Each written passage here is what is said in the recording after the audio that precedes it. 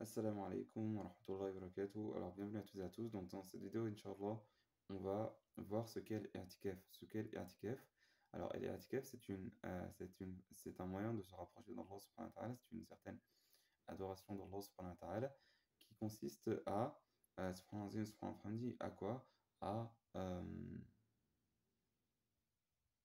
à s'obliger de rester à la mosquée pendant une certaine période pour l'adoration et le rappel الملك القدوس الله رب العالمين سبحانه وتعالى عما يصفون.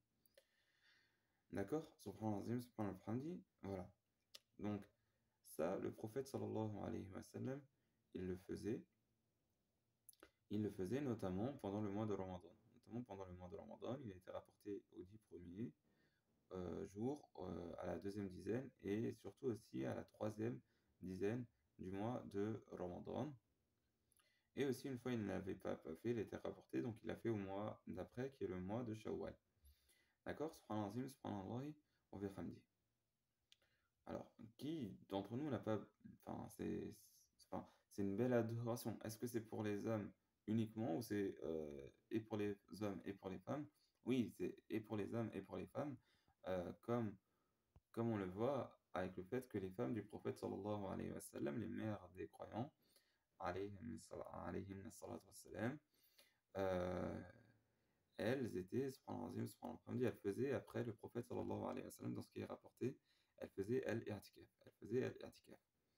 D'accord? Donc, ce i'tikaf, il se fait à la mosquée. D'accord? À la mosquée, pour certains gens de savoir, ça se fait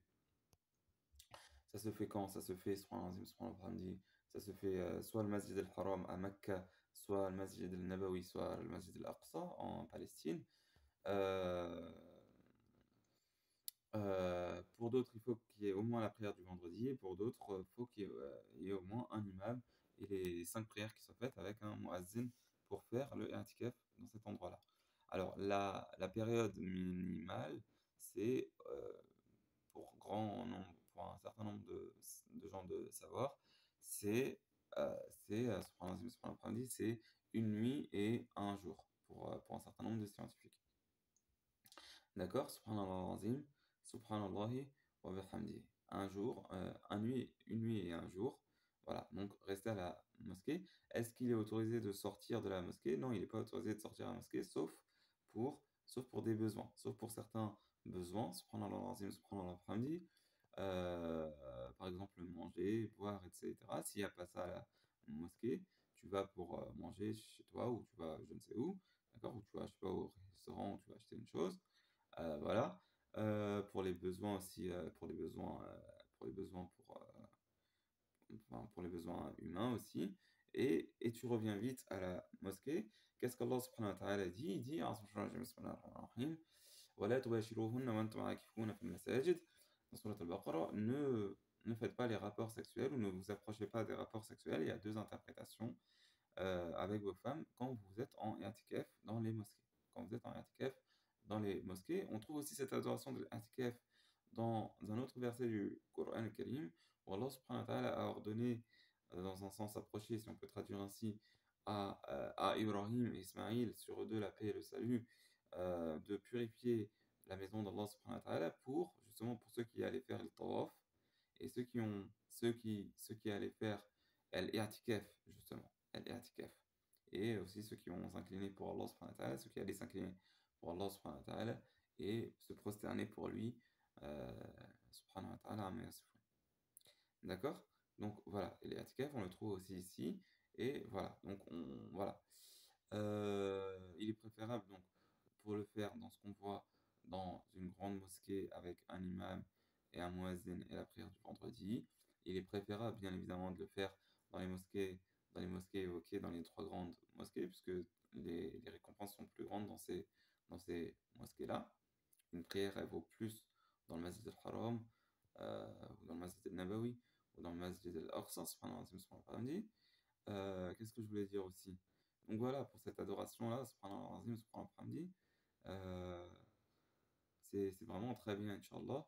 Et ce que je voulais dire, c'est que, subhanallah azim, subhanallah hamdi, ok, parfois vous pouvez prendre, les gens ils peuvent prendre un week-end, ils vont à la montagne, ils vont à la mer, ils vont je ne sais où, ils vont à la campagne ou quoi. Mais là, pourquoi pas, tu te fais un week-end, par exemple, tu vas à la mosquée et tu restes à la mosquée, tu lis le Coran, tu te rapproches d'Allah subhanahu wa ta'ala, tu étudies le Coran al-Karim, tu fais les dhikr, tu fais le salat ala nabi alayhi salatu wassalam. C'est c'est très bien, non? C'est très très bien. Et pour les femmes aussi, c'est autorisé, Inch'Allah. Bien évidemment, il faut que l'endroit soit, soit, soit compatible avec le fait que la femme y reste, quoi. Il faut que ça soit dans le cadre bien, vraiment de ce qui est autorisé pour la femme. La même chose pour l'homme. C'est-à-dire que si l'homme il a des engagements ailleurs, non, tu fais tes engagements, sauf si tu peux demander une certaine tolérance et et tu y vas et que vous êtes en accord, d'accord? Par contre, si tu as des engagements, etc., globalement, faut remplir ses promesses, quoi. Et la femme aussi, il faut pas qu'elle y aille sans l'autorisation de son mari, etc., etc., sans que, voilà. D'accord? Bon, voilà pour cette vidéo. Salam alaikum.